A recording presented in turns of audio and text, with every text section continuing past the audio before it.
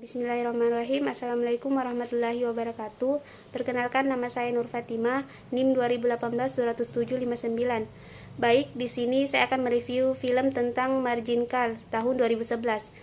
Di mana Margin Call adalah sebuah film yang menceritakan cara bertahan sebuah perusahaan finansial atau bank investasi bernama GSMBS dari ancaman kebangkrutan yang akan menimpanya dikarenakan kebijakan mereka di masa lalu dalam hal mendapatkan keuntungan.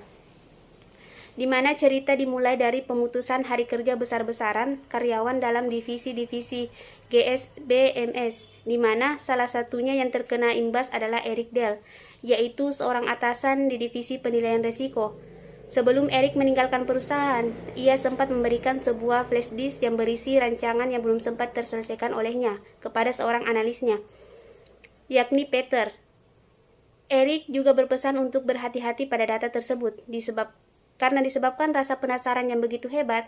Selesai jam kerja, Peter pun akhirnya bekerja lembur dan membuka file rancangan yang diberikan oleh Eric.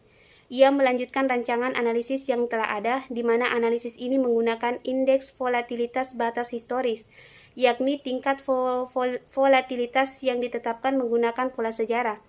Peter kemudian meregangkan pola-pola tersebut sekitar 10-15% secara kasar, lalu menguji data historis selama 2 minggu terakhir. Dan pada akhirnya, Peter berhasil menyelesaikan seluruh perhitungan dan menemukan sebuah fakta kelam, bahwa hasil akhir analisis tersebut berisi proyeksi kebangkrutan perusahaan tempat ia bekerja.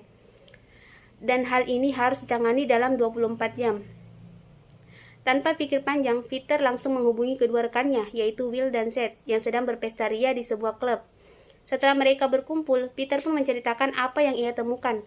Mereka menghubungi kepala divisi mereka, yakni Sam, dan juga mencari Eric namun tidak ditemukan. Tindak lanjut Sam adalah melaporkan hal ini pada atasannya, yaitu Jared Cohen.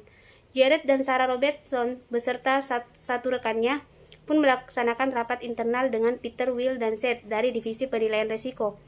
Awalnya, Jared dan Sarah Robertson ini meragukan analisis yang dihasilkan Peter, karena Peter adalah seorang lulusan ilmuwan roket yang baru setengah tahun bekerja pada perusahaan tersebut.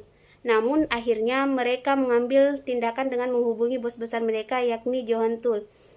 Johan Tull pun tiba di perusahaan dalam waktu yang singkat menggunakan heli pribadinya, dan rapat yang melibatkan seluruh jajaran direksi dan divisi penilaian risiko pun dimulai pada pukul 2 pagi. Rapat ini adalah penentuan nasib perusahaan pada masa yang akan datang.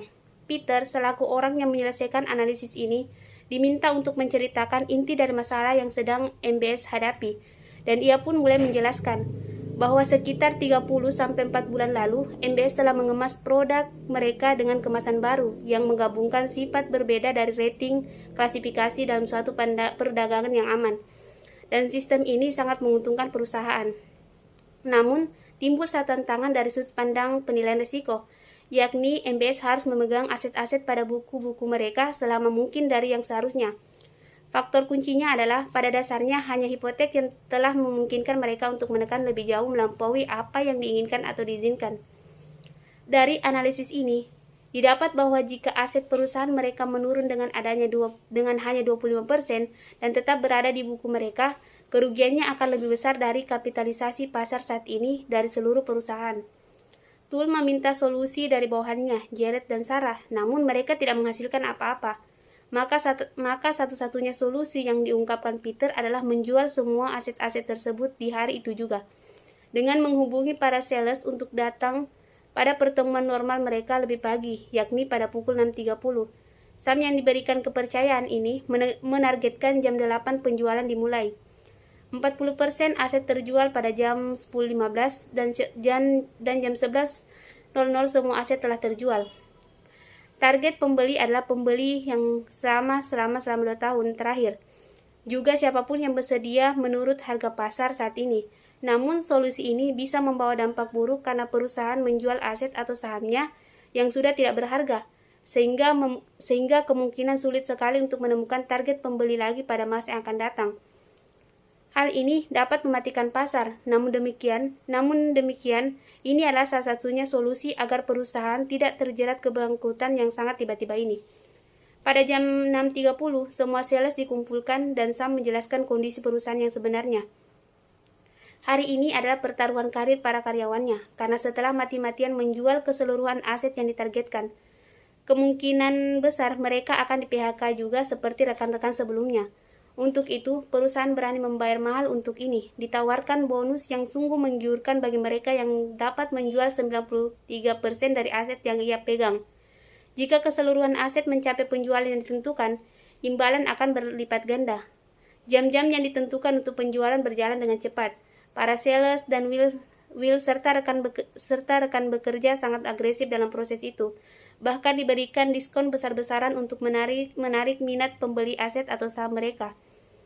Akhirnya, GBMBS berhasil menjual keseluruhan aset yang dimilikinya berkat kerja keras para karyawan. Tahap selanjutnya adalah PHK sejumlah karyawan yang dinilai tidak terlalu kompeten. Dalam hal ini, Peter telah ambil bagian dalam pencegahan kebangkrutan perusahaan, dan ia pun dipertahankan di perusahaan tersebut. Bahkan ia dipromosikan atas jasa dan kemampuannya tersebut. Will pun bertahan, namun satu rekan mereka yakni Seth ikut ter-PHK bersama karyawan lainnya. Sedangkan atasan mereka, Sam Rogers, yang berniat mengundurkan diri pun urung untuk melaksanakan niatnya, dikarenakan kebutuhannya akan uang. Di saat yang sama pula, mantan bos divisi penilaian resiko yaitu Eric Dell ditarik kembali oleh Tull untuk menggantikan posisi Sarah Robertson. Begitulah akhirnya GBMBS mampu bertahan dari ancaman kebangkrutan yang di depan mata dan membangun kembali usahanya.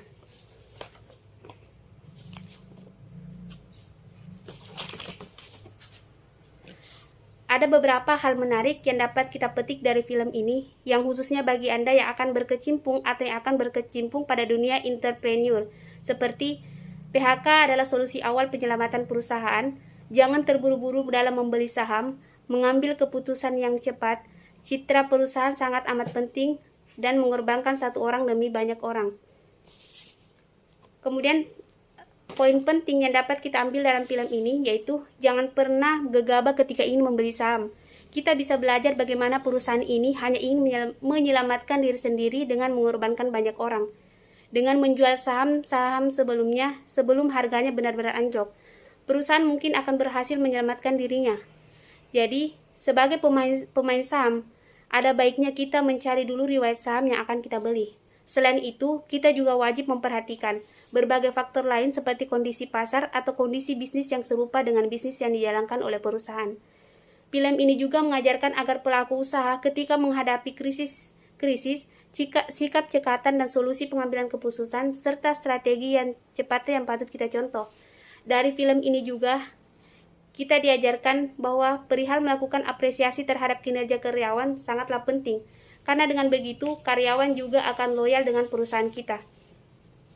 Kemudian keterkaitan yang dapat saya ambil dari film ini dengan mata kuliah manajemen investasi, yaitu di mana dalam membeli saham, kita sebagai investor harus memperhatikan resiko-resiko kemungkinan yang akan diterima di masa yang akan datang. Sebagaimana kita berani berinvestasi, maka kita juga pasti sudah berani menanggung resiko-resiko kemudian hari.